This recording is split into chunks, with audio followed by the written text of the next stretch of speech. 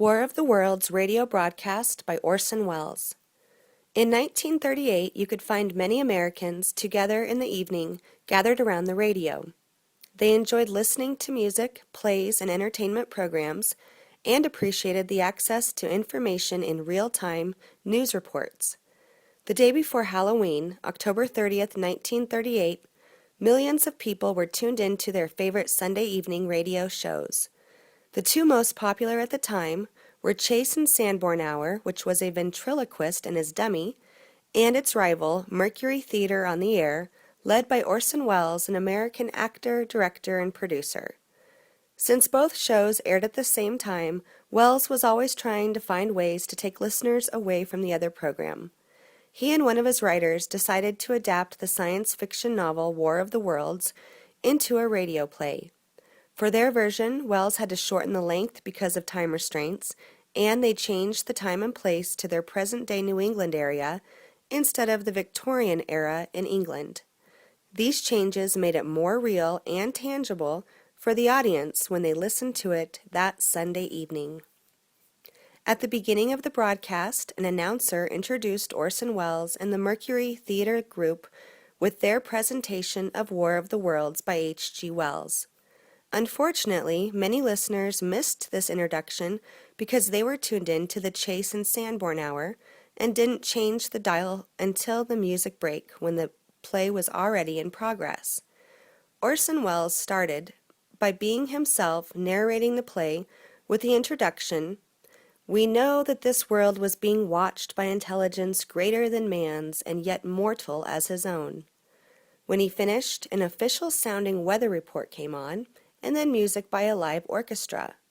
Then there was a special bulletin that broke into the music announcing that a professor at an observatory in Chicago had seen explosions on Mars.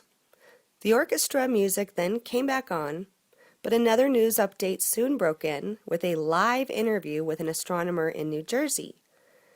There is a disruption during this interview, and the reporter, played by an actor, explains that the astronomer was handed a note that says there was a huge shock of intensity near Princeton.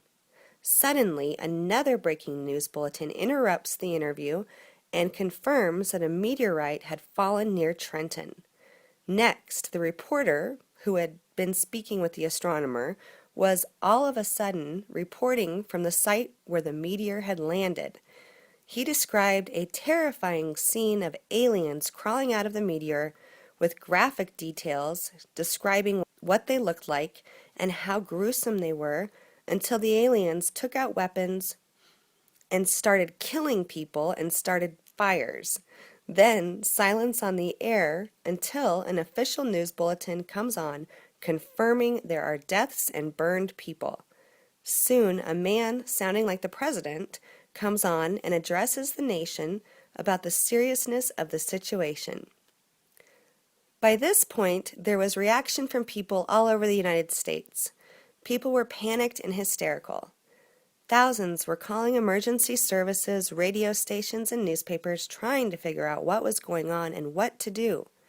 People were making gas masks to protect themselves from the poisonous Martian gases, loading their guns, hiding in cellars, and packing up their cars, leaving their homes.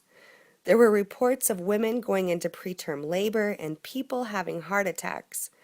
When the hysteria finally died down and everyone realized the invasion wasn't real, people were offended and outraged and felt like they had been fooled. The whole invasion had been performed in a CBS studio. In 1938, Americans' sense of security was fragile, and most people were on edge. A month before this broadcast, the Munich crisis had occurred, and radio covered that event with the same style of sudden news break-ins and urgent, emotional commentary that Orson Welles portrayed in his War of the Worlds. The United States was on the verge of entering World War II, and some people who heard during the broadcast that shells were falling assumed they were coming from Hitler. Also contributing to the impressionable masses was the new popularity of the science fiction genre and the idea of space exploration becoming a reality.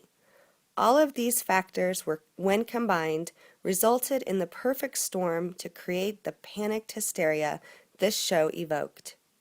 After this broadcast, people realized the power of communication for the masses and how the public could almost be controlled by it. This impactful event resulted in the public learning to question what they were being told instead of just accepting it as truth. This broadcast also exemplified the power of personal imagination. People were creating terrifying, realistic images in their heads which distorted their reality and affected their lives simply by hearing a story.